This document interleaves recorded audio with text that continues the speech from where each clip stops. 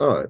So we started recording the class. So, like I said before now, we had to go back to what we had promised, and we had promised that when we come back this year, we're going to touch more on financial leadership in the hospitality sector. Now, the reason why we are going back to this topic is because this topic is one topic that even if we do it for the next 10 times, a lot of people might still not have the full grasp of what financial leadership is in the hospitality sector. And in today's hospitality sector, we tend to have a lot of managers that do not have the financial consciousness, or everybody thinks it's just to get busy, to get revenue in, but they are not financially conscious. They don't have that prerequisite knowledge of how to make generate revenue and still make profit at the same time. These are two different things. It's one thing to generate revenue in a business, it's another thing to make profit.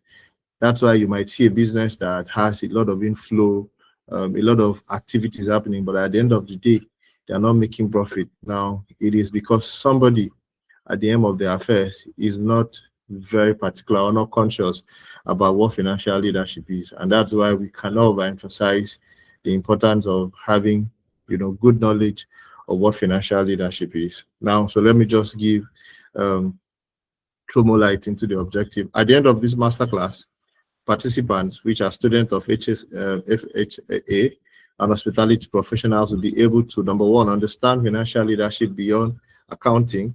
Now, understand that what we are teaching you in the course of this class is not accounting. We are not teaching you to be an accountant. Now, so it's far from it. So this is something you must understand. This session is not supposed to teach you to become an accountant. Now, there's clear difference between having a good understanding of your finances and being an accountant. Yes, accountant keeps the record.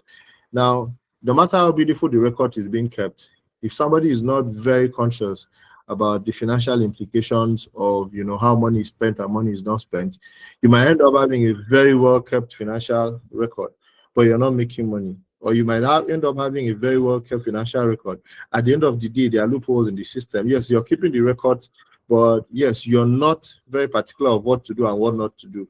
Now, so this particular class is not about if we are trying to make you an accountant. You cannot be a good departmental head, you cannot be a good manager, you cannot be a good operations person if you don't have clear knowledge, of financial leadership. So now what the objective of this training is that at the end, you will understand financial leadership beyond accounting, focusing on decision making, value creation, and sustainability. Now, look at those words again. Focusing on decision making.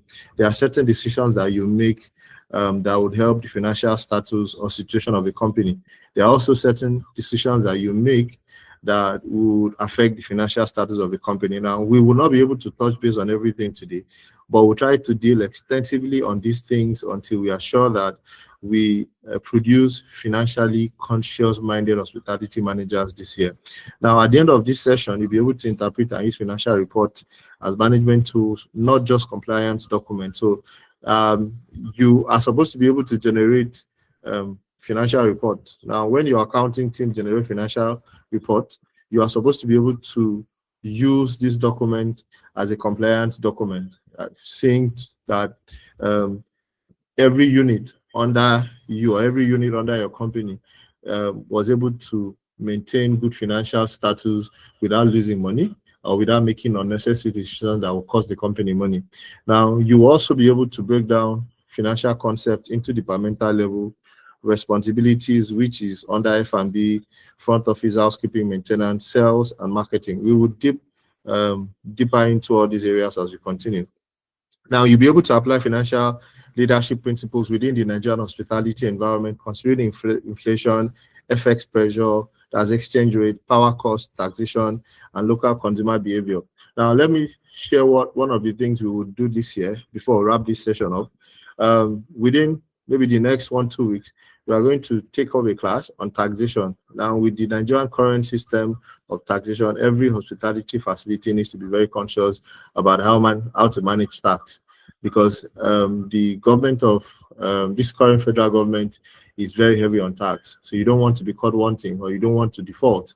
It will be very huge on your facility. So you want to generate revenue, and you want to also stay on the good side of the law. So we'll talk about that so that this year you'll be guided on how to be a good manager, a good departmental head, and also be on the good side of the law.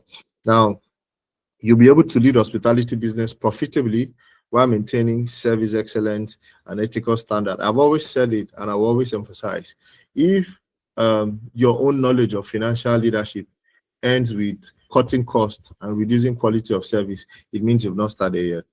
Now, if you walk into some brands and you see how quality has dropped because they are trying to manage costs. Now, the kind of financial leadership we are teaching you is not to reduce cost and reduce quality of service. It's about knowing, what to do, what to prioritize, what not to prioritize, what to do as and when to do it, and saying that, yes, you can manage your cost effectively without affecting the quality of service. That's what we are talking about. Now, you should also be able to translate financial data into clear operational costs, clear operational action. So let's jump into the next slide. Please, this year, coming late to class should be one of the things we try to avoid. Please, I beg all of you in the name of God, coming late to class should be it should not be part of your New Year resolution. I don't know how you people will start New Year with the plan to come late to class. So let's jump into introduction. Now, we've already done this before, so I will just peruse through this very fast, then we'll get to the main point. Now, hospitality is a cash-intensive, people-driven, cost-sensitive business. Now, this year, cost is going to even go more over the roof. So if there's something you must understand as departmental head, accounting persons, and wherever, you must know that this year, your cost of operations is definitely going to go high. Now, the people that are going to stand out are going to be people that are financially very intelligent, like leaders that are very particular, very intelligent, very intentional, and pay attention to details when it comes to everything that has to do with financial things in the system. So hospitality is a cash-intensive, people-driven, cost-sensitive business. Many hotels and restaurants in Nigeria fail not because they lack guests. So please pay attention to all these things. There's a lot of facilities that don't fail because there are a lot of facilities that fail not because they don't have guests. Now, it's one thing to have guests. It's another thing to have, revenue coming in. It's now another thing to be able to manage that revenue. So you must understand this, that you see, a lot of facilities don't fail because they don't have business. A lot of facilities fail because there's lack of financial leadership. Now, you walk into facilities that, first of all, let me use this as an example for those of you that are in the accounting or financial part of the system.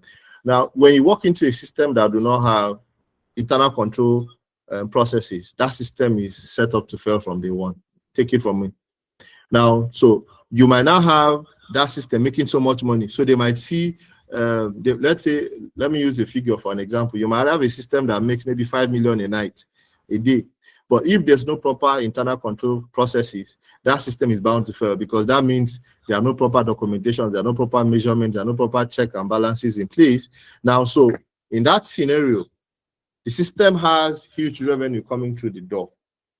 But because there are no processes to checkmate how things come in and go out, that system might fail, not because they didn't make money or not because there was no revenue coming into the system, but because of lack of financial leadership. So we'll put all this together so that we understand why we have to repeat this training again and why we have to set aside a day for taxation, so that you get to understand that, yes, it's one thing for a facility to generate money, but if you're not able to manage these things, you end up not making profit at the end of the day.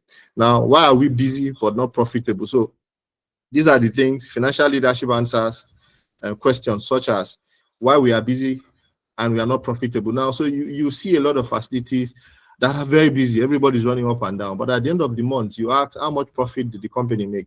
Now, so recently, I also ran into this kind of situation where the company's overhead was very high, extremely very high. So let me give you an example.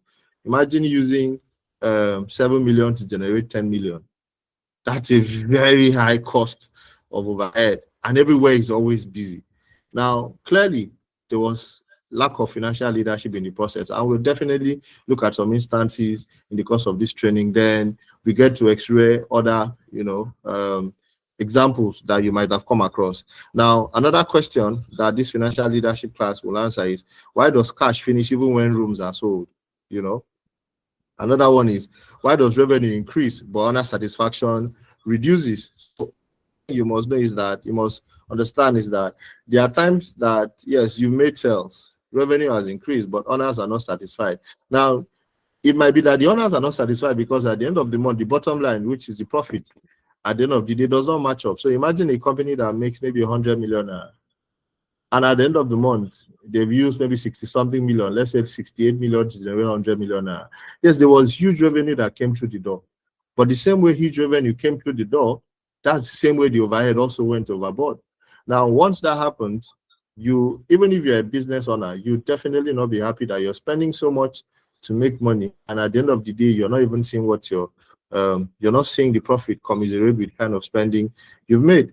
Now, unlike manufacturing, hospitality deals with perishable inventory, unsold goods, unused tables, expired food. Financial leadership ensures that every unit of capacity is priced, sold, controlled, converted into profit. So let me explain that so you don't get lost. Now, you see, we deal in an industry where if you don't sell a room in a day, so let's assume you have 30 rooms hotel, and in a day you sell only 5 rooms. Now, those rooms that you did not sell, those are lost revenue for life. You can't recover it again. Now, so this is where you start thinking very differently, and this is where, as hospitality professionals, you try to recondition your mindset. You know, not every facility is going to operate like a 5-star facility where, when standards are kept, let's say standards of rooms, that when you say, okay, well, rooms are at 100,000, nothing can touch it. Yes, there are facilities that can maintain that, and, you know, nothing happens to it. They don't come down, and they will still hit their, you know, target, you know, profit at the end of the month. But you have to look at your own facility and ask yourself, if I don't sell these rooms in a day, now what, you know, what will my overhead at the end of the day look like? So for an example, the amount of diesel you're going to use to power 10 rooms is definitely going to be almost the same amount of diesel you're going to use to power 15 rooms. Now, so if you turn away guests just because you're ready to give them maybe a 10% discount, that revenue that you've lost will never be recovered again, but your overhead cost for that night will still remain the same, because you're going to run the same amount of diesel to power the facility. You're going to maintain the same numbers of staff for throughout the night.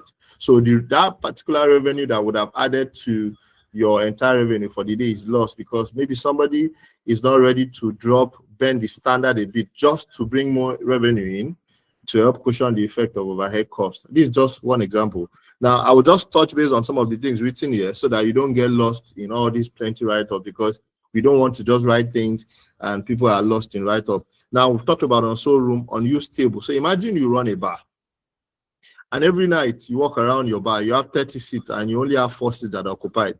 All those other seats that are not occupied are unsold. Those are revenue lost, because it's assuming that maybe 5 extra of those tables, 10 of those tables were sold.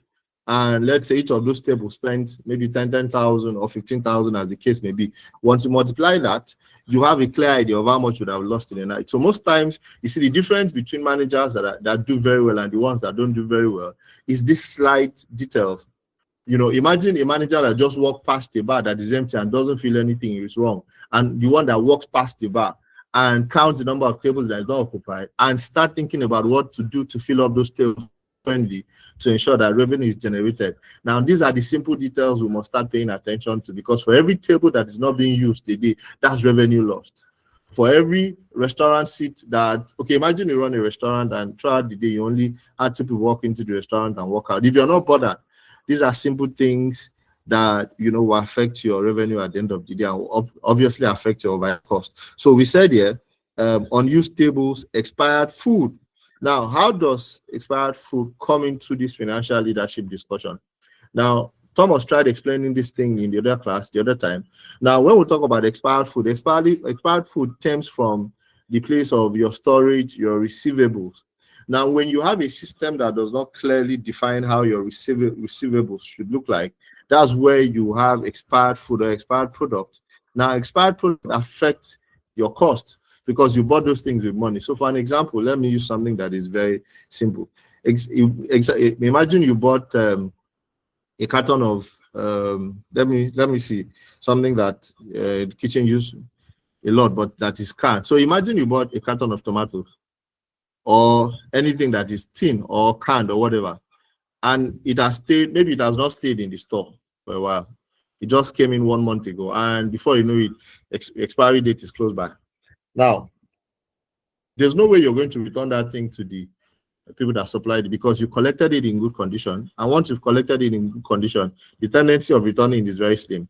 Now, the reason why that is happening, the reason why we have something in the system that has not stayed for long and is already almost expired, is because you don't have a proper receivable, how will I put it, SOP. Now, let me give you an idea so you understand what I'm saying. In a proper system, your store is your bank. And once you have an understanding that your store is your bank, you pay every attention to the store, ensuring that you don't lose money. There's no privilege, there's no wastages, there's no damages. Everything inside that place has to be made, has to be properly used. And that's why the LIFO, FIFO comes into play. But let me give you guys an example. Let me just use a scenario so you understand. You see, if you run a system currently, ensure that you set store policies and protocol to help guide your store. Now, first of all, set your store in a way that the shelves that carries things according to their set time of expiry. For an example, have a shelf. If you run in a system that has a store, dedicate shelves for products that are up to 6 months and above. So you can have 3 sets of shelves carrying the same thing but segmented. So one shelf carries products that are 6 months and above. So that means every time a product comes into your storekeeper or whoever is receiving it must check the expiry date, and you should not receive products into your store that has less than 6 month expiry date. This thing will really help your storage and ensure that you don't have goods that are almost expiring. Now, when you've received these things into store, and maybe some business, these things are not used immediately, this is why you segmentalize your store. So your storekeeper must check the expiry date of these things almost on a daily basis, just to be sure that you don't wake up one day and something has expired on you and you don't know it was going to expire. So you segment your store into these different segments. Goods above 6 months, goods that are between 3 months to 6 months of expiry. Now, so you have the color coding in the store. You have the red, you have the yellow, you have the green. Now, your green are for products that have between 6 months and above. Your yellow is for products that have between 3 months and 6 months. So what you do, you educate your staff of every department that use this product, that when you come for taking stock or when you come for requisition, the target is that we deal from products that are on the red zone.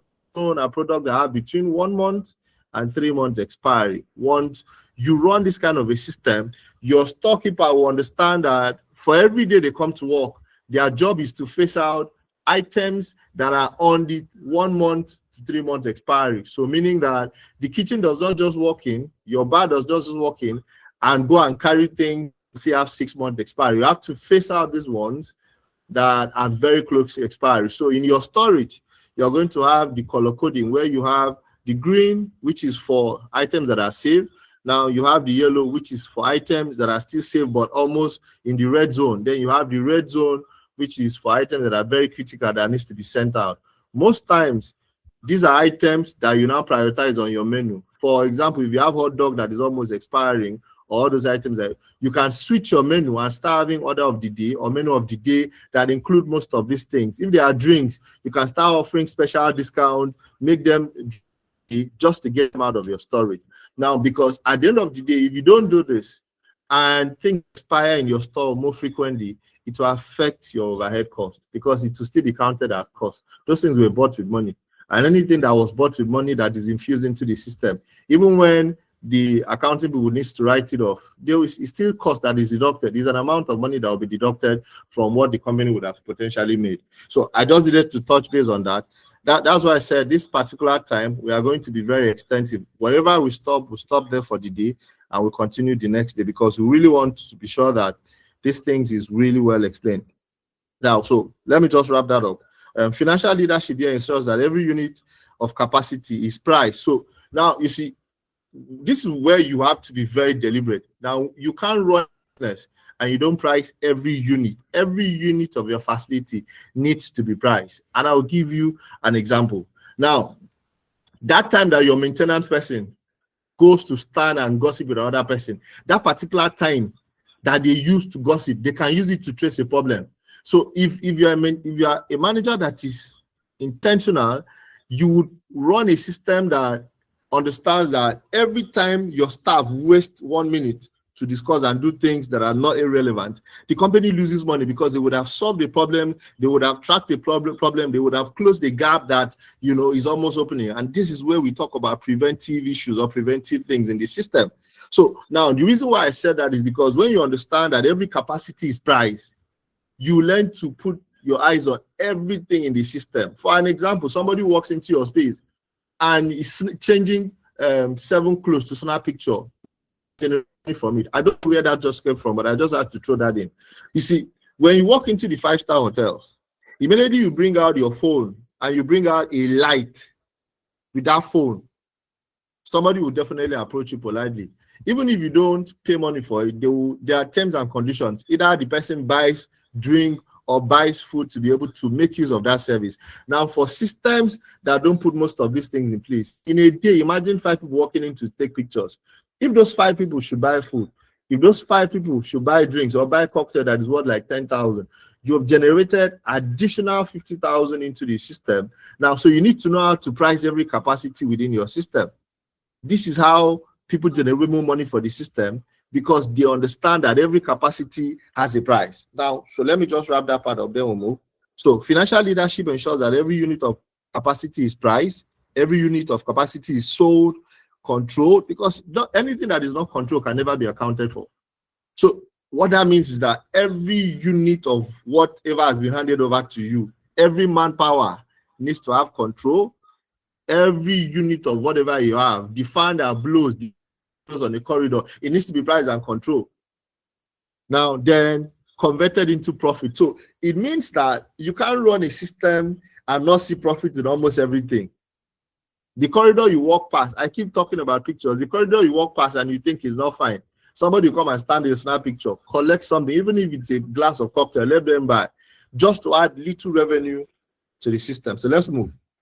Financial leadership, this is an advanced definition from what we did earlier or did sometime last year. Now, financial leadership in hospitality is the ability to strategically guide revenue generation. So look at that word, strategically guide revenue generation. So it's not just revenue generation randomly or doing it conventionally.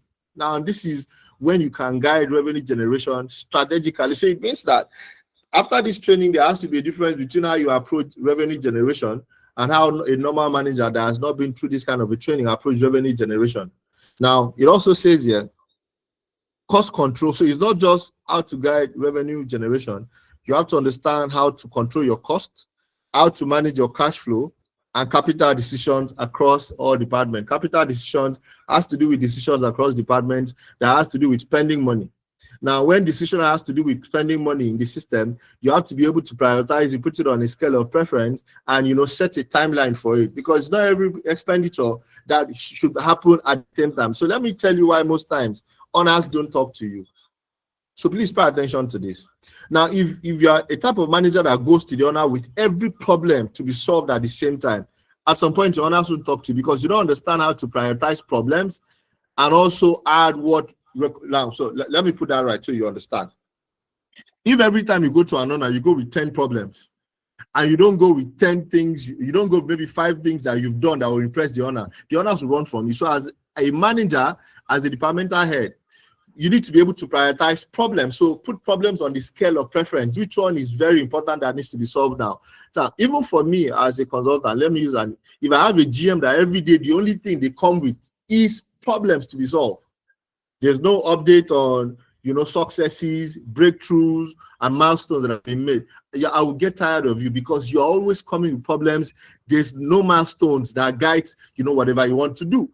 So you need to learn how to prioritize what needs to be solved. When you solve the problem, what is the expected outcome of solving that problem? What's the next thing you should move to? So you need to know how to prioritize problem solving within the system. If not, the owners will get tired of it because it will look like you just came to spend their money without bringing any reasonable impact into the system. I hope I'm making sense, guys. Now, I will continue. Ensuring long-term profitability. operational efficiency, and guest satisfaction. So if you look at this, this is a more elaborate definition from what we did earlier. What we did sometime last year was a little bit short. This is more advanced and this is more detailed. So I will just go through that again. Financial leadership in the hospitality is the ability to strategically guide revenue generation, cost control, cash flow, capital decisions across your departments, ensuring long-term profitability. Ask yourself as a manager, ask yourself as a departmental head, what have I put in place that would ensure long-term profitability? Ask yourself. So at the end of this training, please, I want to try this down. Now, answer it by yourself. That's where you know if you're doing well or you're not doing well. What have you done in your department? You're managing housekeeping. What have you done that will help the company to sustain, revenue, or will make guests want to come back because of this certain thing that they tend to like about your housekeeping or about your cleaning of rooms? Now, have you been able to put anything in place that even when you have left the facility, it ensures that the facility still makes money and sustain it? Now, operational efficiency. How efficient is your operations now? So for you to be able to maintain good financial leadership across a system, you need to have operational efficiency. Now, all these things need together, and in all this, now you cannot pursue money. And let me say this. Let me put this in the right context. Now, when you have good financial leadership, or when you've put a good financial structure in place, now the end result will be that the company will generate money, the owners will be happy, the guests will be happy. Because you see, what good financial leadership does is that it enhances efficiency across all the systems. And at the end of the day, once there's efficiency across it, now the end result is that customers will be happy and they will repeat business. Now, I'm not saying that there will not be one or two issues. Owners have a way of getting managers angry. But you see, once you're able to put most of the things we are going to discuss here in context, you will definitely do well. You definitely do well. Now, what are the key upgrades that we've added from what we did previously? Now, we've made you understand that financial leadership is not just bookkeeping. So this is not financial accounting, this is financial leadership. Now, it is not accounting alone. So there's accounting which ensures that your records are well kept and well managed, but it's above that. Now, it is financial thinking embedded into daily operations. This is what we are talking about.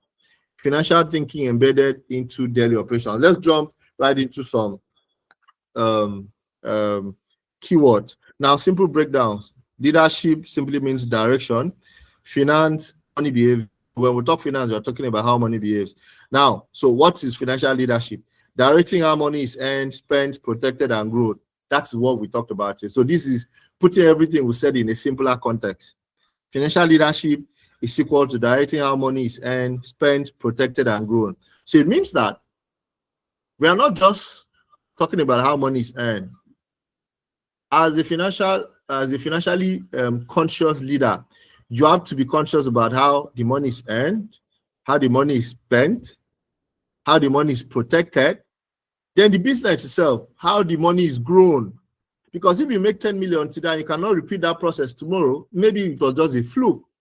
So you need to be sure that that money that you made today, it's sustainable and we can grow that money. So this is where you start thinking like the owner of the business. So we move, guys.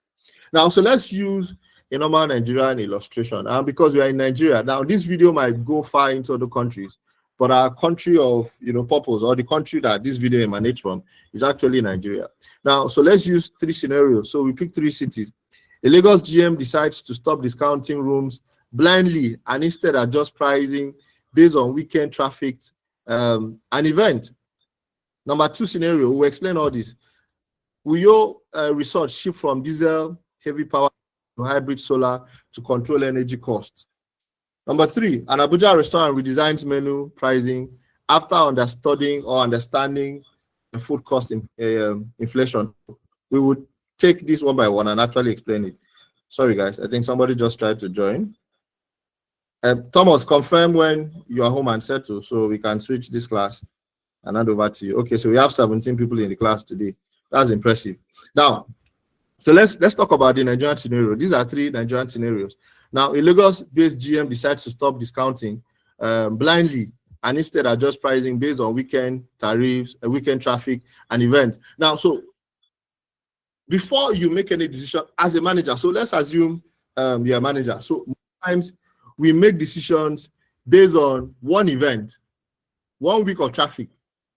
Just because maybe you see traffic in your facility for 2 weeks, or let's say the December period. So thank God I remember.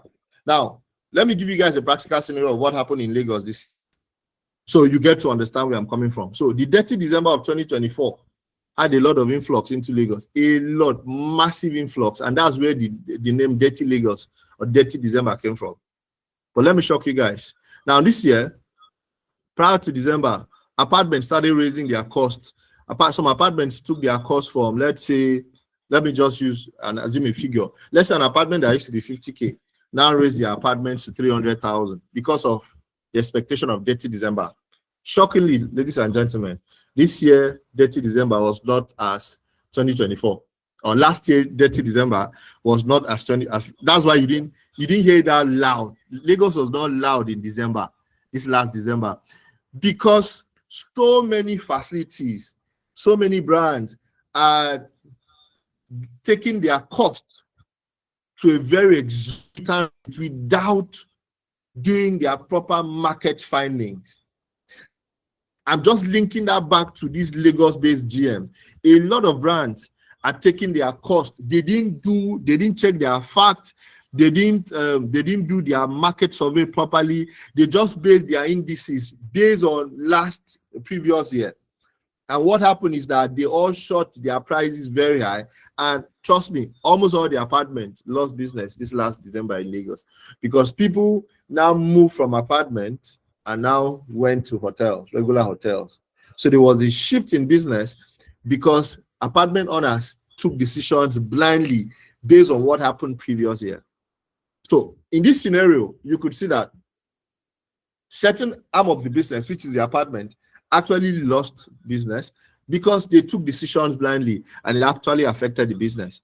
Now, so assuming there's one brand, or let's say 1, 2, 3 other apartments that didn't raise their prices, that okay, instead of taking their prices up by, let's say, 90% or taking their price up by 70%, because of December, they can maybe shoot their price by maybe 20% or 30%.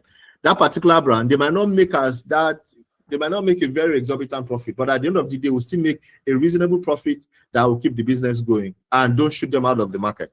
Now, so this is where financial leadership comes into play. Your ability to make wise decisions based on facts, based on market trend, based on reality and sustainability. So this is the thing. Understand that there must be sustainability when you're making this financial decision. You don't want your business to make money today and not make the money tomorrow. So what most of the apartment did is that they wanted to make all the money they used to even furnish the apartment at one go. And at the end of the day, they lost out.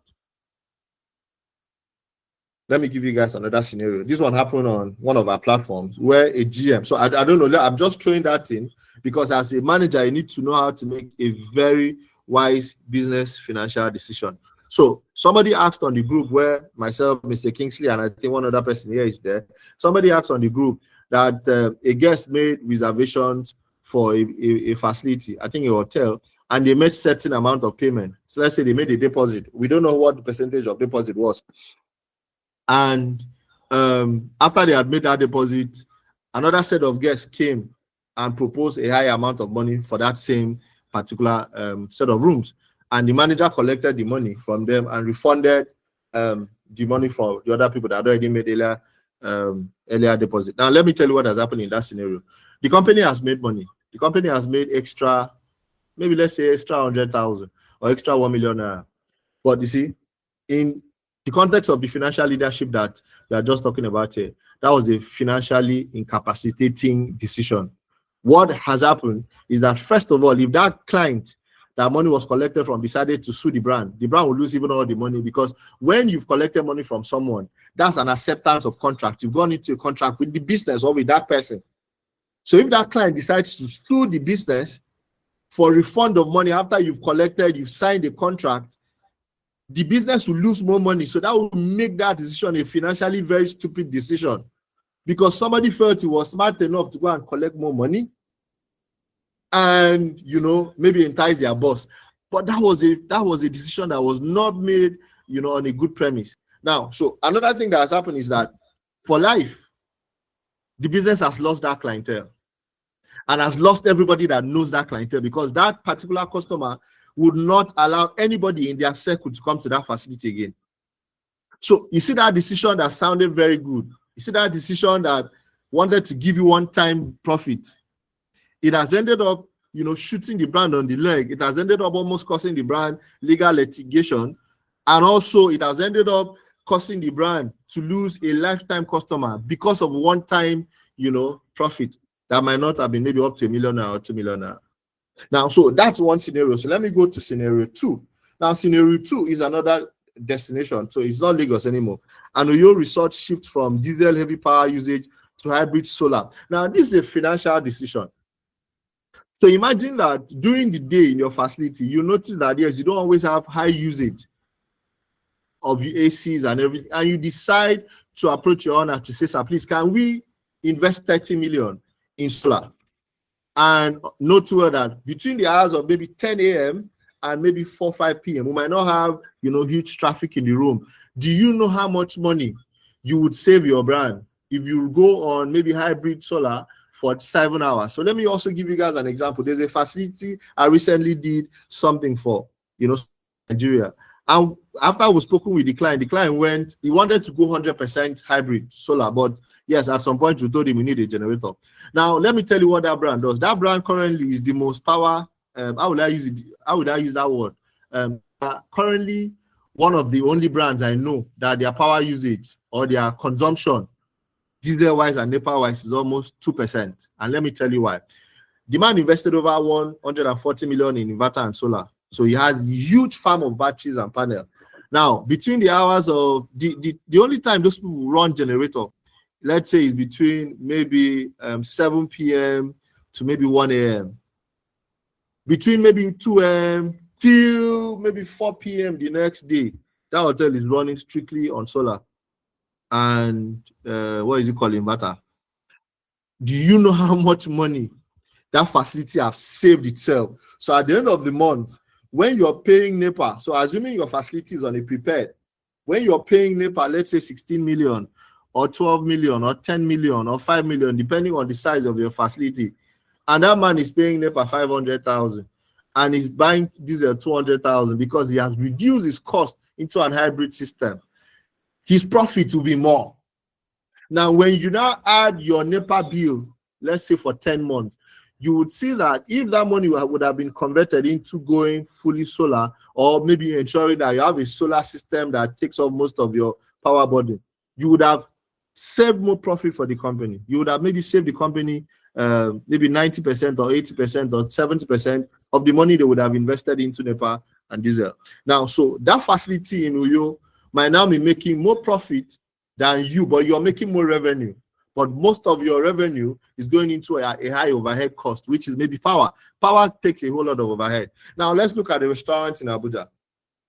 So let's assume that the restaurant in Abuja redesigned their menu pricing after understanding food cost inflation. So you see, this is why when you walk into certain brands, their food cost is no child's play, or the cost of their food is no child's play. Most of the brands have studied the market, they've understood the market, and they've decided to mark up their price very well, ensuring that, okay, within the course of the next 5-6 months, even if inflation in the price of food, they've already marked up that inflation in their prices, so it doesn't affect them. As far as the quality of their output is good, so take note of that. As far as the quality of whatever they are putting out is good, people definitely pay. Let me give you guys a scenario. So the first night I went out for dinner with a friend, and I went to one of the restaurants in Lagos. Now, at the end of the day, we did tacos, we did starter, we did 2 glasses of cocktail. Everything was about 137,000. I can tell you that in most of your facilities, 37,000 has handled most of those things. But this one was 137,000. Now, I was not angry. This is a brand that understands how to price their menu. The least cocktail was 24,000. A least glass of cocktail was 24,000.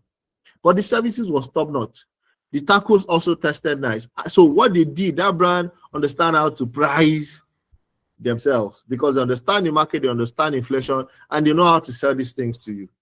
Please, if there are questions, you can ask. Now, so these are 3 different scenarios. Now, in these 3 different scenarios, the profit margins of these brands would definitely be different.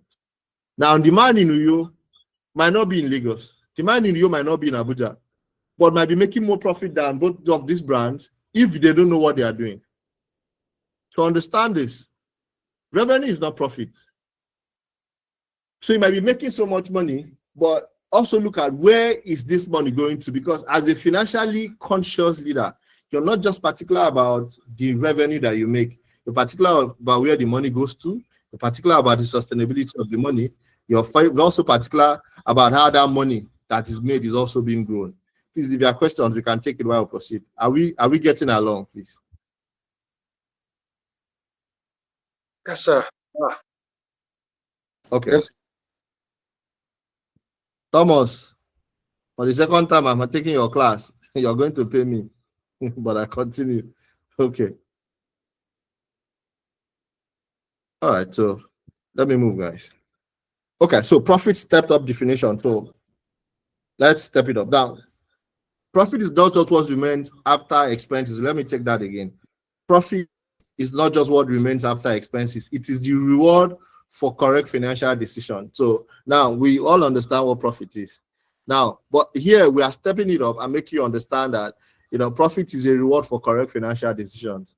Now, you can only make good profit in any business when you've made good financial decisions, and these things are centered around so many of the things that we started talking about and we'll continue talking about. Now, so what is profit? Profit is simply revenue minus controllable cost plus uncontrollable cost, because in a business, definitely, there'll be controllable cost and there'll be uncontrollable cost. Now, I am going to, the next class that is going to come out of this will be taken by both Kingsley and Thomas, because Kingsley is in the financial space, so that we can break this down into numbers, because the next class we need to break this down into numbers so that you guys get to understand how these numbers play a role in the hospitality sector. So I've said it here, that profit is equal to revenue minus controllable cost and uncontrollable cost. They would throw more light into what controllable cost and what uncontrollable cost are. Now, but we understand that in an expenditure of a system or a facility, there are costs that was never planned for. There are costs that you need budget to spend that kind of money, and it just happened. Maybe something happens, let's say tax people, local government. There are costs that are not controlled, but they are fixed costs. That those ones are costs that will occur every month. Now, so you must understand that when you've taken all these costs out, now that's where you actually achieve your profit. But you know, in more accounting terms, once we trigger that down, the Kingsleys and the Thomas will explain these things, how it affects you know your leadership prowess that we are talking about. Now, so let's look at two examples. So my own is just to bring up examples on the surface, so we'll detail it in the next class. Now, two hotels earn 50 million monthly. One makes 5 million profit, the other loses 3 million. Difference is leadership, not sales. Now, I'll give you an example. Now, but let me read that again. Two hotels earn 50 million monthly. Now, but understand that if you earn 50 million monthly and your profit is 5 million, definitely you're not in business. You're definitely not doing well. But we just had to use that as an illustration so you understand. Now, so assuming two facilities, you know, make 50 million in a month, while one of them makes 5 million profit, that's after all the costs have been deducted, the other loses 3 million. You know, that means the other has not made money. Now, the difference between both of them is a leadership problem. Now, why do we say leadership, not sales? Now, the reason why we're saying is leadership and not sales is because if it was a sales problem, they wouldn't even make 50 million. So for the fact that the facility have made 50 million, it means there's sales. Now, the problem now is, how was the expenditure handled? How was it allocated? So let me break this expenditure thing down for you guys so you get to understand. Now, any system, no matter how small it is, that does not have a budget, that system is bound to fail. Now, this budget is not the type that you make for 1 year. We are talking about monthly budget. You cannot run a system, even if it's a mama put joint, or let's say a small restaurant. Once you don't have a budget system, you definitely run that system down. So one of the things that makes a difference between both of these brands is most times the fact that one of them might have a budget, the other one might not have a budget. Because once you have a budget, now every week you review your budget against revenue that you've made, you'll be able to know if you've made wise decision this week and if you've not made wise decision. But if you run a system that you keep spending every day, they just write requests, they spend. Nobody is comparing expected revenue, budget, and actual expenditure. This is where what you get at the end of the month. You get a system where at the end of the month, the system is not making any profit because nobody was paying attention, because there was no proper documentation, there was no budget to guide whatever expenditure, there was no forecast, there was no real-time expenditure profile where the management gets to see what they are spending, get to prioritize the expenditure. Let me use an example to show you guys understand. Imagine you are in a system that has 4 generators, 4. And your maintenance person wakes up one day and sends a request to you that the 4 generators are due for servicing. And as a general manager, you approve the 4 generators for servicing. You are be sacked. You are a manager that should be sacked. Because on what basis do you approve, let's say, 4 generators for servicing? I'm just using it as an example. Now, there should be a check in place to manage even your servicing of generator. And what do? The best way to control such a thing is that you put hours of servicing. You can say the standard time for servicing a plant or generator that is used in a hotel is 250 hours. Now, so you need to set a system that guides and ensure that all your 4 generators or 3 are not due for servicing at the same time. Because if all your 4 generators are due for servicing at the same time and it costs 1 generator 250 to be serviced, it means you're going to spend 1 million to service 4 generators in a month against maybe 250 that you would have spent in a month and spread your future.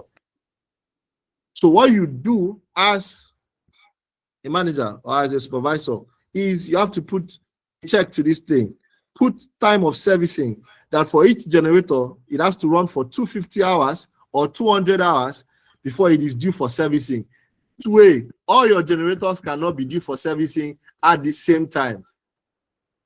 The same thing with even your ACs. If you put your preventive maintenance checklist in place, you would prioritize your AC servicing. Maybe AC on the 3rd floor can be serviced week 1. AC on the 2nd floor can be serviced next month. What you're doing is that you're spreading your cost and you're lumping all your cost into one place.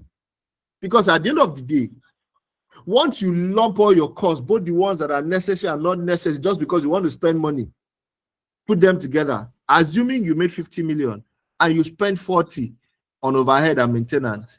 Even when the hotel is running very well, everything is stinkingly clean, the owners of the business will not be happy with you because you've not made sound financial decisions as a leader that you are. Let me ask, am I making sense? Are we clear so that I don't just run like I'm talking to myself? Are you guys understanding? Yes, sir. Okay. Quite well, sir. All right. So I continue. So number 2 scenario is a restaurant increases sales by 30%, but profit drops because food wastages increases. Now, so I will explain it because this happens in every business. And the reason why we are talking about this is because once you can have a grasp on this as manager, as departmental head, you'll be so strong and so powerful and you'll be dreaded in the system because you pay attention to everything. Everything to you is money. You pay attention to even the waste bin. When you walk past a corridor, so let me bring this scenario back so you guys understand. Now, a financially conscious manager is the type that will walk past a food on the corridor. You walk past a tree on the corridor and maybe the food is ate half and half is remaining. A financially conscious manager will want to trace the root of why that food is remaining. That means for that food to remain, either the food is not nice, either something is wrong. That's why the customer has not been able to finish it. Now, understand something. If you have 10 customers eating half of the food and leaving half on the corridor, by the next day, 5 will not order again. By the next day, 7 will not order again. So where you were supposed to sell, let's say 20 covers or 30 covers, just because you did not pay attention to that tray on the corridor and find out what made that customer not to finish that food, you start losing revenue gradually. You're dropping. But just because you have a food house, they keep making requisition and you keep buying just because you think you are expecting to sell, but you're not selling. So those things come into the system, they stay for long. Things like tomatoes, things like veggies, things like plantain, a lot of things that don't stay for long. Just because you have a full house, you approve the order for this thing to be ordered, to be bought or requisited into the system. But the sales do not commiserate and wastages increases. It might just be because somebody is not paying attention to the fact that the number of food that is not being fully eaten by the guest is 90%. And once that happens, your wastages would affect your profit. Your wastages would affect your overhead.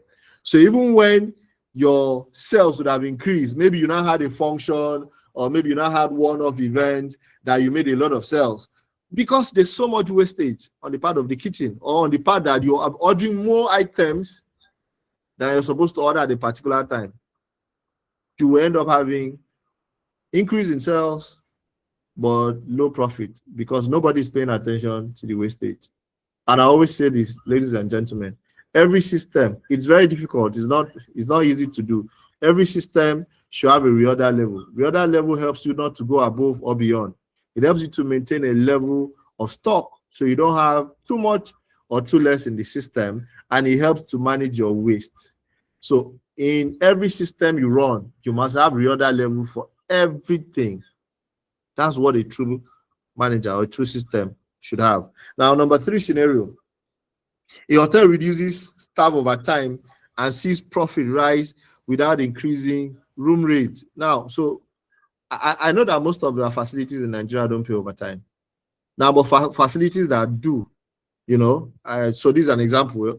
Imagine you reduce staff overtime. Definitely, if you reduce staff overtime, you don't pay staff for overtime, your profit will definitely increase because that particular money that you were supposed to use and pay staff, you recovered it and put it in the system. Definitely, your profit to definitely increase. That was an example we just had to throw in for big brands that actually pay overtime, but I don't know how many brands here actually pay overtime for those of you that are in this system. So let's step it up to cash flow. Please, Thomas, let me know when you're free and settled. Now, simple definition of cash flow. Cash flow is the movement, timing, and control of cash entering and leaving the business. So when we talk about cash flow, it is the movement, it is the timing, and the control of cash that is entering and leaving the system, and leaving the business. Now, we always say that profit is theory. Profit is on paper. Cash flow is reality. You see the cash that enters and leaves, that is reality. Profit, at the end of the month, is where you see your profit. Now, but you see the one that enters today, they pay out to vendors, that is cash flow, that is reality. That's the one that is happening at the moment. So here, you have to understand what cash flow. So we said here, cash flow is the movement, the timing, and the control of cash that is entering the business and is actually going out of the business. Now, let's look at the corporate context so you get to understand. Please pay attention. Anywhere you don't understand, you can ask questions. Now, in the Nigerian context, POS delays. I'll break this thing down, so don't bother. Corporate clients owing, events booking paid after. We will explain this thing so you understand and why it links to this cash flow. Now, we have examples. So let's use examples so you understand. Your hotel is profitable on paper, but cannot pay salaries due to unpaid credit bookings. Let me explain that to you. A hotel had a business of, let's say, 60 million that was on credit. A company had booked the facility. Everybody was busy, but the company is not paying immediately. The company is paying after the business. Now, but you have to go and source for money and do the business because the business is real time. But the company pays at the end of, let's say, 1 week, 2 weeks, or 3 weeks. Now, on paper, the hotel has made 60 million. But in reality, the hotel has not made any money. I'll link this so you get to understand where I'm going to. Now, you see, if that business, that particular money that is to be paid later, on a later day, let's say 21 days, 7 days, because it was a credit business, it will not have as much value as it would have had today again. So, because the money is now paid in future and not paid today, that money does not have as much value like you would have had if that money was paid at the moment. If that money was paid at the moment, yes, that's cash flow. You have that money on the system, and that money is solving problems.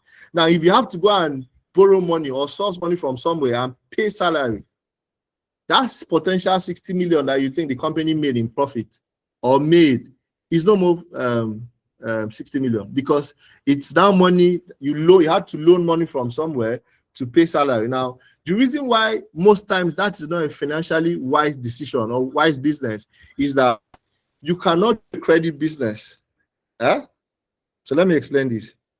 You cannot do a credit business that the customer pays after 2 weeks or 1 month, and you do not charge for that credit provision. If you do not charge for that credit provision, at the end of the day, that money staying for 1 week or 2 weeks has lost value. It's not money that has been paid today, it's money that is going to be paid in future. So even if it's 2 weeks, if you count depreciation, if you count if you consider it that you have to wait for the money to be paid, if you do not have a credit, if you not charge for a credit, that's how it is called. I'm looking for that word. It's supposed to be when I remember the word, I will tell you guys. But if that business was not charged with credit in mind, let me give you an example of what I'm talking about. If a room is to be sold to a company, if your normal room tariff is 45,000, and that same room is to be sold for a company that is going to owe you for 1 month before they pay, that month, that 45,000, if you are charging the company at 45,000, and you are using money from another set of guests to service them while they stay there, by the time they now pay you this 45,000, the value of that money is no more 45,000 again, because you have to calculate the fact that you have to from somewhere to service that business and now wait for that business to pay you. Now, the only reason why that business will be a wise or smart business is if your room is 45,000, but because it's going to be a credit business, you charge additional 5,000. If it's food business and your plate of food is 18,000, but because it's credit business, you're going to charge additional 3,000 and you're going to wait for 3 weeks, that is when we can say you've made a financially wise decision in terms of the business. Because at the end of the day, if it's going to be a credit business, you cannot give credit at the same price that normal guests that are paying at the moment are paying and think that you've made a wise business decision. Now, so if I'm the owner of a business and you come to me and show me on paper that this month we service the company and the company is owing us 70 million and I need 10 million to pay salary, do you think I will answer you? I will not answer. I ask you to go and wait for them to pay. And if at the end of the day, we had to loan money or source for money to service a company that is paying the same price with guests and now wait for them to pay us after 21 days or after 19 days, what has happened in that context is that as a manager, you've not made a financially wise decision for the business. I don't know how many of you understand, but as we go, we trigger this down better so you get to understand. Now, number 2 example is a lounge collapsing because cash is tied in inventory over stock drinks. So this is where most brands get it wrong, and this is where the reorder level comes into play. You see, there are places you walk into and you see drinks that have stayed in the bar for 1 year, nobody has bought it, and you walk into their store and you see a lot of those same drinks wasted. Now, where you come in as a manager, or where you play a very critical role as a manager, as a departmental head, is that for your department, be it housekeeping, kitchen, you must know your product that sells faster. And those are the things you must stock at the good order level, at the good reorder level. Now, let me use something that is very common so you get to understand. Currently now, star product is not one product that sells very fast. Now, so if you run a bar and you want to stock up your store and also stock up your bar. So imagine you order for 20 cartons of Heineken and you order for 20 cartons of, let's say, Desperado. If you order for 20 cartons of Star, what that shows is that as a manager, you're financially incapacitated because you've not been able to understand the market and know too well that there are drinks that you can't have so much in stock. You just have them just to be sure that you have availability. So when you're restocking those things, instead of tying down money. So let me give you an example. I see brands that are not premium brands buy Moet and Chandon and put in their store. What are you putting it for? Now, that drink might be there for 1 year, nobody buys it. Meanwhile, if you use that money to buy, let's say, which are the common drinks here? Even Origin bitters. Let's say the common brandies and whiskeys that people buy every day. When you sell them again and again and again, it would have made money that you will buy 10 Moet and Chandon in a year. But because you want to have beautiful display, you now end up hoarding money, overstocking your lounge with drinks that are not even in sales. At the end of the day, it will show that you're not a sound manager financially, because you tie down money in stocks that are not necessary instead of tying down reasonable amount of money in stocks that can easily be bought again. I hope I'm making sense. Now, number 3, a resort survives low season because it saves cash during peak season or peak period. Now, so this is what the big brands do, or this is what smart brands do. Smart brands understand that, like the December period, people go out, people spend more money. Now, this is the period where you plan how to save enough money, understanding that the January, the February period, definitely you might have downtime in business. So how do you maximize this period? How do you ensure that you're properly guided? How do you ensure that you make best use of, the yellow tide season or the peak period in readiness to be able to survive when there's no peak period or when the business is low? So there are brands that this January they will struggle to pay salaries. Even when they made enough money in December, maybe they were not conscious enough to save, understanding that January, February, there will be a drop in business. Imagine they carried all the money to go and buy drinks to stock up. What are you stocking up for? You're stocking up for a season that people don't drink much again. So you need to understand that there are areas that shows if you are a sound manager in terms of financial decision making. Now, this is one of the things. Let me move, guys. Now, so let's look at core pillars of financial leadership in hospitality. What are the core pillars? What are the things that actually, guide financial leadership in hospitality? Number 1, revenue leadership. Now, I'll try to. Mr. Allen, sorry Yes, go to ahead. cut you short. The Go slides ahead, are ma. not moving. The slides are not moving. Sorry? You're reading, we can't see what you're reading. The slides are not For how long moving as now? you're reading. For how long now? I've been trying to notify you and send chats. Okay. Let me see. And can you please enlarge it because it's really tiny? Can you guys see it now? Yes, but it's still tiny. Is it moving? It's moving. But it's moving. But can you enlarge it? Yes. Yes, I'll try and do that. Thank you.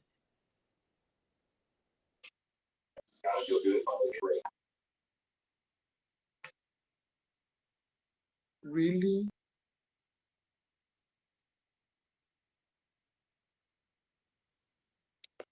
See that. Let me not go and spoil something. No. Hold on, guys. Let me end the slide and bring it up again. Okay, it's still small. Yeah. I think we can manage, even though maybe we have to just enlarge our own screens. I'm trying to enlarge it, but let's see.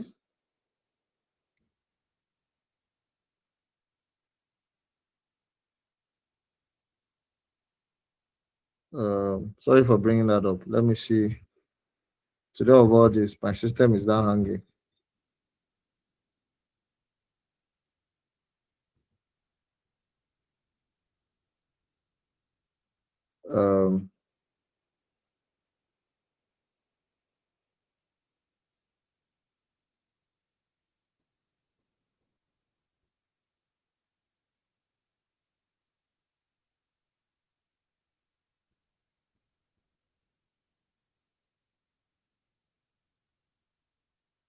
Sorry, guys.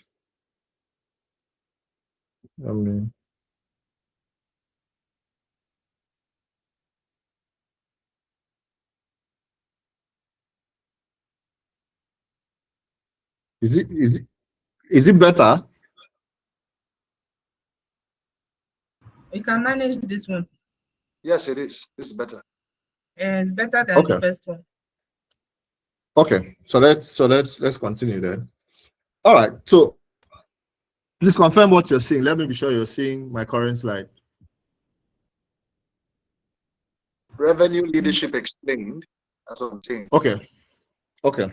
So that's fine. That's where I am. All right. So let's talk about revenue leadership. Now, revenue leadership focuses on how money is generated, not just how much. So this is how money is generated. Now, so when you're in a system, one of the things that shows you're a leader that is financially very conscious is when you're very particular about how money is generated, not just how much. Now, you are conscious about departments that are not making money and you look for ways for them to make money. Now, this is what we are talking about. You're very conscious about, revenue generating units that are supposed to do more and they are not doing more. Now, so this is what revenue leadership is talking about. It focuses on how money is generated. So your job each day is when you walk through your unit, you should be particular about how much this unit was able to bring into the facility. You see, let me give you an example. You see, as unique as housekeeping is, there are people that go back to facilities just because of how cozy the rooms are, how clean and how neat the rooms are. There are people that go back to certain facilities just because they know that their walk through the corridor, it gives them these very nostalgic memories or ideas because of the kind of maybe odor control, the kind of smell that the housekeeping people have been able to make use of. Now, so even when you feel the rooms shouldn't be a bother, you should be able to think of ways to ensure somebody walks into your rooms, they want to come back again and again and again. So as a manager, as a leader in the hospitality sector, every time you walk into your system, your head should be thinking about how money should be generated in every aspect of the facility. Now, revenue sources by department. Now, you see, funny enough, most of you don't understand that the laundry of any hotel, so let me use hotel here for those of you that work in a hotel, as quiet as the laundry might be, most of you don't understand that the laundry can run itself. The laundry can be self-sustaining. But because you're not thinking of ways to do that, you allow the laundry people to get away with a lot of things. And instead of even putting your eyes in the laundry, you're allowing even your staffs, that means staff from different departments, to make a mess of the laundry. But this is for systems that understand. So let me give you guys an example. There's a system I'm recently doing something for. Now, the laundry of that hotel contributes between 800 to 1.5 million. Now, do you know that laundry can pay the salaries of the laundry people and housekeeping people from the laundry? But because they only succeeded because the facility was able to pay attention to laundry. They had to do branded bags. They had to upgrade the laundry. They had to ensure that for every guest that walks into the facility, either you came for outside business or you are staying, once you have an interface with laundry, you want to come back again. Their service is good, the branding is good. So the laundry sustains itself, generates money that can pay their staff and even pay the entire housekeeping department. Because the management is very conscious about the laundry generating money. Now, so when we talk about revenue sources, you have to be very particular about all the departments in your facility that can generate money. And the ones that are not generating money, you have to sit down and look at them and ask yourself why they are not generating money. Now, so we'll move to the next one. Room divisions, room sales, early check-in, late check-out. So I introduced early check-in. So most of you don't know that early check-in works. So for those of you that don't work in the hotel, sorry, I'll come back to you. Now, for top brands or standard brands, early check-in helps a lot. I can tell you for a fact that early check-in can generate for you on daily basis between maybe 80 to 100K to 200,000. Because, most times we set policy and we don't read the policy. So let me explain this so you understand. Now, you tell a guest that check-in time or check-out time is 12. What check-in time is 2 p.m. When somebody comes by 8 a.m. or 9 a.m., assuming the hotel was full, where would you carry room and check that person in? So what that means, that person is coming in early. And early check-in can only happen at the instance that there's availability, or even when there's availability, there should be payment for early check-in, because the standard checkout time is 12 noon. So for facilities that understand this thing, standard facilities, they from the word go, they standardize it that early check-in attracts additional money. And people pay. For people that have gone to standard facilities, they will only bargain. Say, please, can you? They don't see it as their right, because you've been able to put the standard in place. Because if checkout time is 12, check-in time is 2 p.m., it means that the housekeepers need at least 2 hours to make the room ready. So if you come by 10 and we are to give you rooms earlier than the check-in time, the facility should be able to make money from it. The only reason why most of the facilities are not making money from it is because you didn't set the standard from the word go. Now, so some brands are making money from this, but you will not make money. You're not making money from it because you never saw it as a thing and you never instituted these things in your facility. So I'm just using that example, early check-in, late checkout. Most of you, a customer will just stroll out by 2 o'clock, never informed you that he or she was checking out late. But just because you don't want to annoy the customer, I say, let's let the customer go. No, now. The only time you can allow late checkout is when the customers had informed you on time. Oh, I'm going to do extra 2 hours because of my flight. After that, any other thing should be charged for. So you have to put all these things in place, and it will help your facility to generate extra money for the place. Now, so let's talk about other sources of revenue. F&B, food, drinks, banquet, event, for those of you that work in the hotel. Now, you see, as simple as warming guest food is, you can generate money from it, especially when the food was not from the hotel. Now, some people say, what if there are issues? All you just need to do is set an indemnity in place that food is not allowed, or yes, put it out, food from outside is not allowed. But if you are to want the hotel to warm food for you, first of all, we are not liable for whatever happens to you. So that indemnity must be there for the guest to sign. Then secondly, for each plate of food that is warm, it costs you 5,000. Is that either the guest buys from you, or if they now want to warm from you, they pay money. Now let's even talk cockage. So for most of you that don't understand, you see, this is where most people don't understand, or most facilities lose money because managers do not understand what cockage is. So let me explain so you know. Now, cockage is simply the amount of money you charge a guest for bringing food or drink from outside into the facility. So what that simply means is that if somebody is using your restaurant for a birthday party, somebody is using your lounge for a birthday party and decides to bring drinks inside. Now, you see, even when you have a standard that food and drinks are not allowed from outside, just because you don't want to lose that business, you decide to introduce cockage. Cockage is 30% of the total sum. So this is how it is. So for those of you that are in accounting space, this is how cockage is calculated. So now, if the guest tells you he's expecting 70 people in your facility for that event, you times 70 by your average food cost. So let's say 18,000. Huh? Whatever that gives you, charge the guest 30% of that amount. That's cockage. They will bargain. By the time they see that particular amount, they will either choose to buy from you, or they will pay you at least 15% to 20% of that money. Now you make money, and you still make money from a few other guests that walk in. Now, assuming it's a birthday party, and the guest says, okay, I want to use your space. I'll pay for your space. I'll bring some drinks. Ask them the quantity of drinks they want to bring in. When they tell you the quantity of drinks they want to bring in, quantify it by your own price and times it by the number of people that they're expecting, and then divide it by 30%. When you show guests the amount that they have to pay, they have two decisions to make. Either they tend to go with your own product, or they bargain and pay you a particular amount. So you don't end up losing money. So you set standard, you make money from the standard, and without losing money. So there's efficiency, there's standard, everybody's happy. And trust me, the same guest that is arguing with you, when they walk into the Lagos Continentals, the whatever, they behave like small children. They do these things without complaining. They don't shout. But when they walk into your space, because they feel you don't know, because nobody has asked them before, they get away with this thing. So let me move, guys. We are still talking about revenue leadership.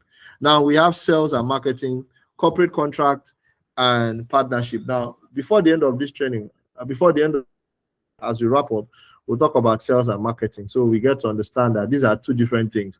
But before I even go further, let me just put this out here so you get an understanding.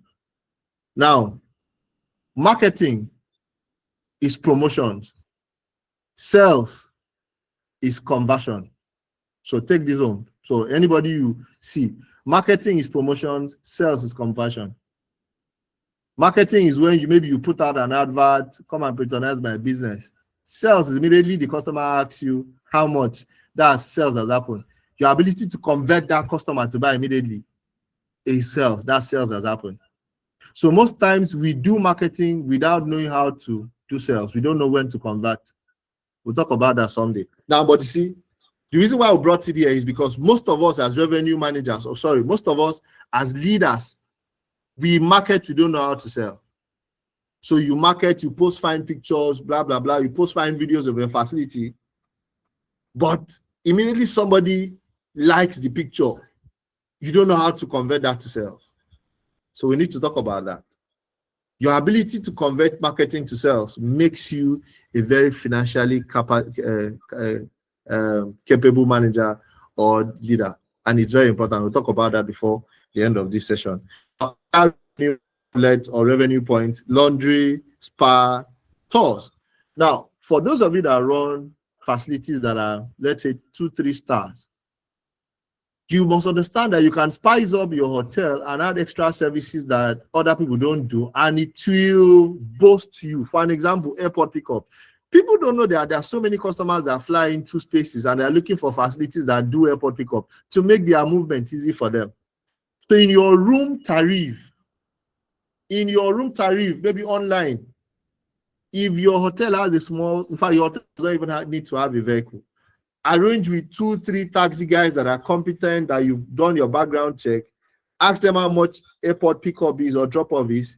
Then add it to your tariff. You can ask them to give you discount so that you can give the guests discount. That fly into Lagos, fly into Ibadan, fly into Abuja, and enjoy, free airport shuttle from here to here.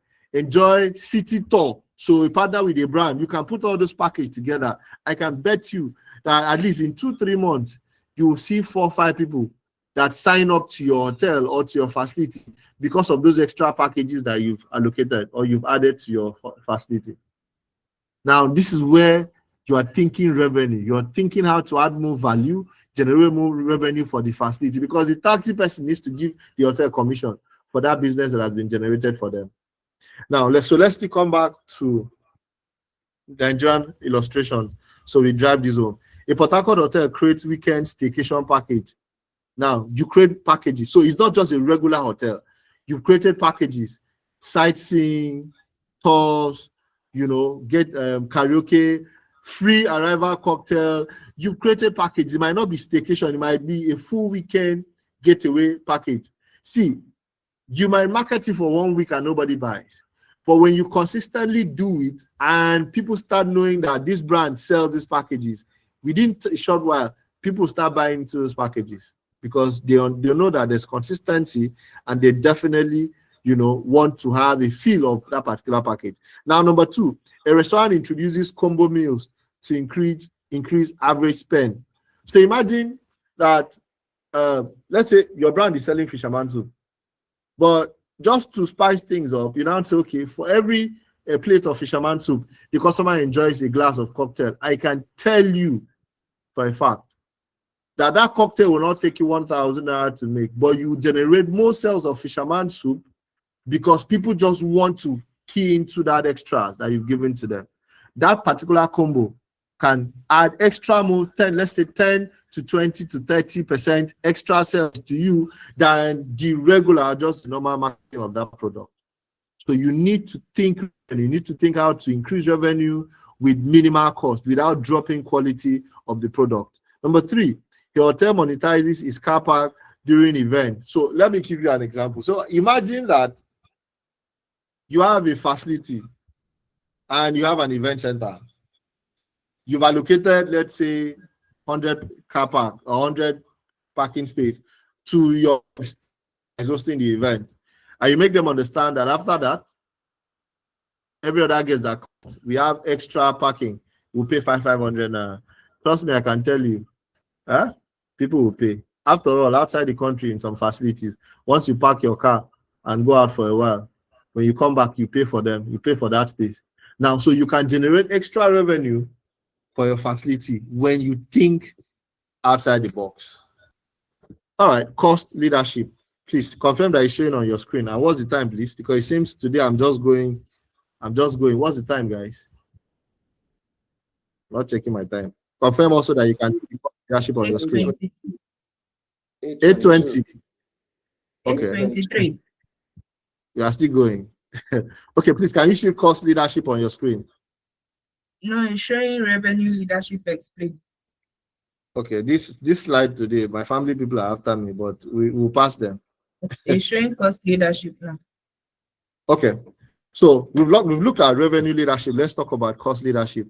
Now, everything about the practical part of these things that we've talked about, the breakdown, the figures, will be handled by Mr. Kingsley and Thomas. I'm not a figures person. Before I'll come and calculate figures, that tomorrow you say I'm the one that did it. I'll stay within the ambit of what I can do. Okay, so let's talk about cost leadership. Now, cost leadership is simply intentional spending, not cheapness. Intentional spending, not cheapness. Let me give you guys an example of intentional spending and not cheapness. You see, we recently took over a facility that the internal auditor always wanted to be involved in purchase. For an example, wanted to buy shisha pot. For those of you that go to lounge and go to club, you will know that there's shisha pot and there's shisha pot. There's shisha pot that when they carry and pass you, even if that shisha is 500, I will not buy because the pot looks like all those things that Abokis used to wash their leg. All those very funny plastic looking shisha pots. And those ones are sold, I think, 12,000 or 10,000. Then there are shisha pots that looks very enticing, that even if you don't smoke, it will take the grace of God for you not to call for shisha pot. So we set aside to buy shisha pot for the bar so that we can maximize and increase, revenue because people used to ask for shisha. So the F&B came up with a cost. They went to the market, sized shisha pot and actually gave us pictures of shisha pots that were very good looking and enticing. Because one thing you must understand is that there are certain things that need a very good visual representation for you to be able to sell them. So when they came back and told us that this particular shisha pot was 70,000, this one was 140, this one was this amount, beautiful shisha pot, the internal control guy jumped in and said, no, it's not possible. He went to the market, he did a survey, shisha pot is 12,000. He was able to convince the owner's rep, and the owner's rep said, no, we should go with the internal control. So went with the internal control person, and he bought 4 shisha pots. When he came back, he was praised, he was jubilated that he has saved cost for the company. Ladies and gentlemen, 2 months later, nobody bought shisha. We displayed the shisha, we carried the shisha, almost took it in people's eyes, nobody bought shisha. Now, I now recommended that, see, let's try something else. Let's buy, even if it's for my money, let's buy one very uniquely looking shisha pot, do a test run. Do you know that the first day we bought it, while they were bringing it to go and deliver it to the bar, somebody asked if they had shisha that he wants to order for shisha because of that pot, and we started selling shisha. When you a table orders for shisha and you bring the fine stand, by the time you bring the rubber stand, they will tell you no, they don't want it. Now, let me bring it back to this cost leadership so you understand. What happened in that space is that the internal control person felt he was cutting costs, but at that period, what we saw was not cutting costs unnecessarily. It was about using something that looked enticing to generate money. So understand this. So because most of you managers are very petty, you think that you're doing the company good by buying the cheapest of the cheapest, and you end up endangering, the revenue opportunities of the company. Now, so here I've said that cost leadership is intentional spending, not cheapness. So you understand that there are certain things you need to do intentionally. For an example, when you're buying linens for F&B, assuming F&B is asking you to buy linens for them to be able to polish glasses. When you go and buy cheap linens, for an example, the ones that, the cotton is not fine, if they use it to polish glasses, it will leave white dents on the glasses. and the whole idea of trying to present fine and very clean glasses to the customers will be defeated, because by the time we now have white stuffs inside the glass, the essence of the exceptional service has been defeated. So when you're trying to cut costs, make sure that that cost you're trying to cut will not end up affecting the quality of service. I don't know if I'm communicating. Now, so let's look at cost categories. We have fixed cost. The account people will explain this better doing when they take it. We have fixed cost, we have rent, we have salaries, we have licenses. Most of these things are things you cannot change. They're already fixed. Then we have variable cost. Now, this variable cost is under, food is under variable cost, power, laundry is also under variable cost. Then we have semi-variable cost. Now, semi-variable cost, maintenance is under semi-variable cost, marketing is under semi-variable cost. Now, this is because most of these things that we call semi-variable cost are costs that are not constant. They can change depending on, different factors. Now, so all these things that I just mentioned falls under different types of costs. So you must understand. Now, departmental links. So the reason why I'm bringing departmental links is how all these departments are connected to cost. Now, all these costs falls under different departments, fixed cost, rent. Now, even for a facility that is being built by the owner, or the owner didn't rent the place, when the accounting people are calculating, all this needs to be subtracted. Now, variable cost, food, power, laundry, all these are things that you must take into cognizance when you're doing your account at the end of the day. Now, so let's look at how the different departments connect to this cost. Housekeeping, control, linen, lifespan. So let me explain that so you understand. You see, you walk into facilities and you see towels turning brown. You see bed sheets turning brown. Now, most times, the reason why these things are like that is because the leadership of the business have not been able to measure the lifespans of this thing. Then they've not been able to allocate funding for these things on time. So for an example, you cannot run a facility as a manager, departmental head, and you're using towels and bed sheets, and you don't know that these things have a lifespan of between 4 to 6 months and needs to be replaced. And most times, the reason why those things are not replaced on time is because one manager is sitting somewhere and is telling somebody, is it not just 3 months ago that we bought bed sheet? If you bought bed sheet 3 months ago and that bed sheet is used daily, the tendency that bed sheet needs to be replaced very fast is there. But if you bought bed sheet 3 months ago and your occupancy is not very high, so you maybe that bed sheet is used twice in a week, the tendency that bed sheet will last for 6 months is definitely there. So most times you must understand that usage of things determines the lifespan of something. So what this would help you do is that as a manager, you must plan for all your utensils. So if you're using bed sheets and towels, you must do your linen stock every month. You must check the lifespan. You must check the quality of your linen. Withdraw the ones that is looking bad. Then ensure that the company has plans for these linens on maybe quarterly basis or whatever, but definitely linens are planned for quarterly. So you need to understand all these things in your leadership journey in the hospitality sector. Kitchen controls, food waste. Now, you see, one of the reasons why we have a lot of food waste in the hospitality sector is lack of recipe. If your system does not have recipe, if your system does not have clear-cut portioning, there will be food waste in the system.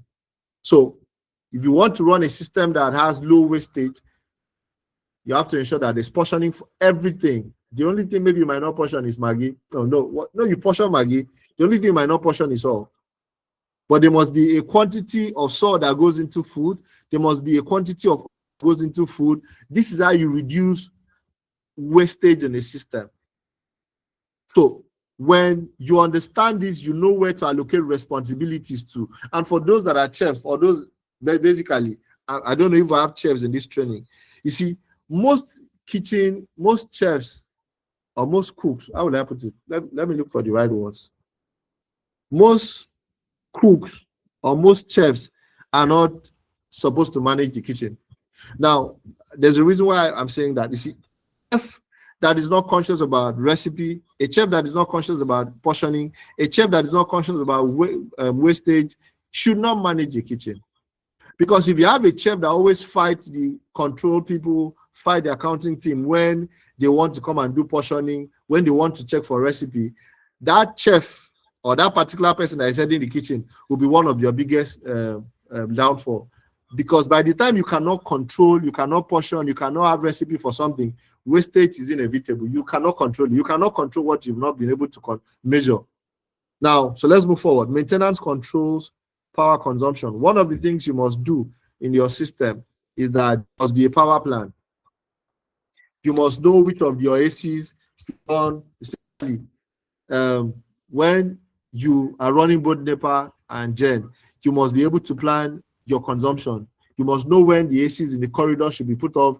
You must know if you have a laundry that has big machines, you must know when they power on the bigger machines and when they are using the small machines to be able to manage your power consumption. If not, at the end of the month, you make a lot of money, but you end up paying so much for this consumption because nobody planned usage. Even the facilities are moving to, green energy. They are finding a way to go inverter so that they can manage energy and reduce their overhead costs, because the overhead cost from power is very expensive.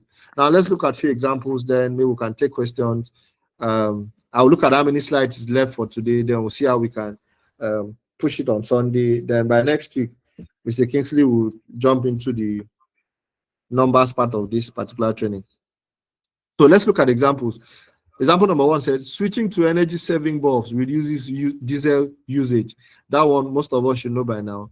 Menu engineering removes low margin dishes. So I recently finished setting up a facility, and the owner of the facility, after I've done the menu, the owner of the facility brought a chef, supposedly. And when the chef came, I don't know the instruction the owner gave him, the guy turned my menu upside down. He said he had to do his own menu and was just calling price. So one day I walked into his space, he was talking to the owner's secretary. He tell the owner's secretary, put white soup and this 6.5, put this 2.5. And I asked him, how did you arrive at your price? The guy could not give me an answer.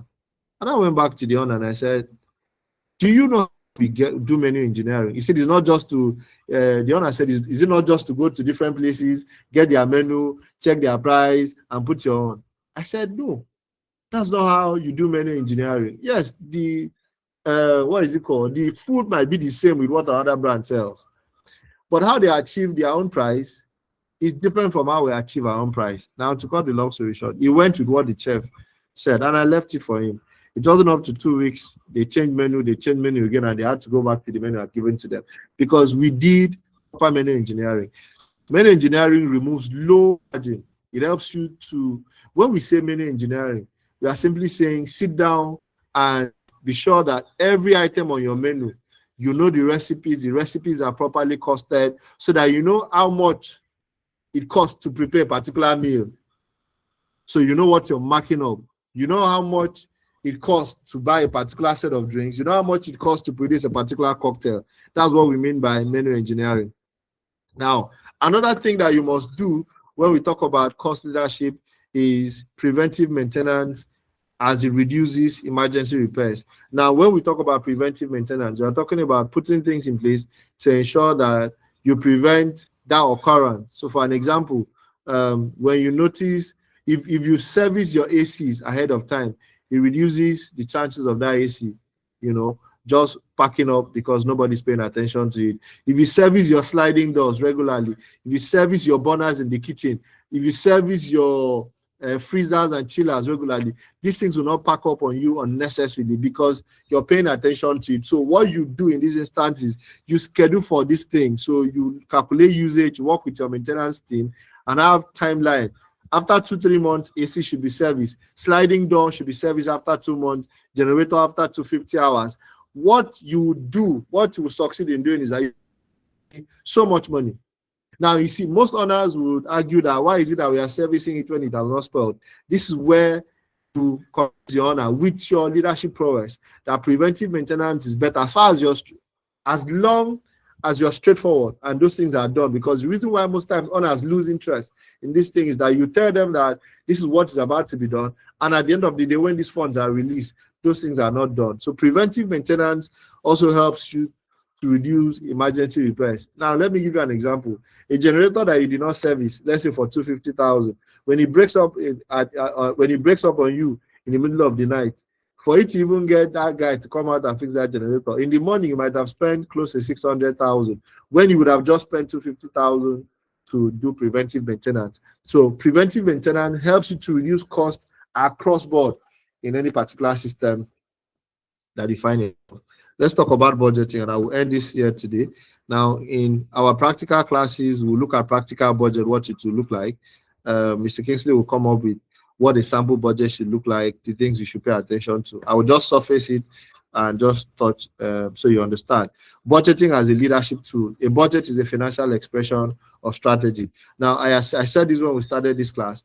Any system that runs without a budget, and because of how the cost factors are in Nigeria or any part of the world now, and do your budget quarterly and reduce it into monthly and reduce it into weekly.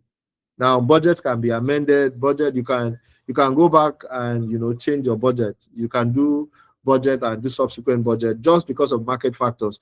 But you see, budget gives you a guide. It's a strategy. It shows your strategy in a documented form. It shows your strategy in figures.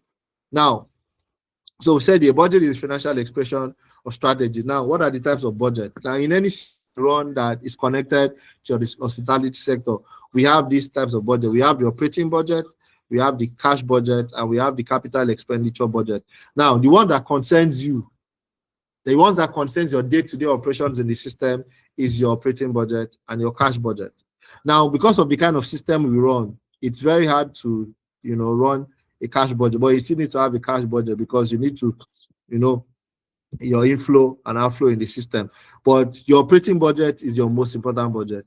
This is the budget that shows your expenditure on a daily basis, weekly basis, and a monthly basis. Now, so the best way to do it is that you do your budget on a monthly basis, you break it into weekly basis. So assuming your budget is 36 million in a month, when you divide 36 million into 4 weeks, now it will definitely give you an idea of what your expenditure is in a week. Then you now break that down into your purchase, your expenditure.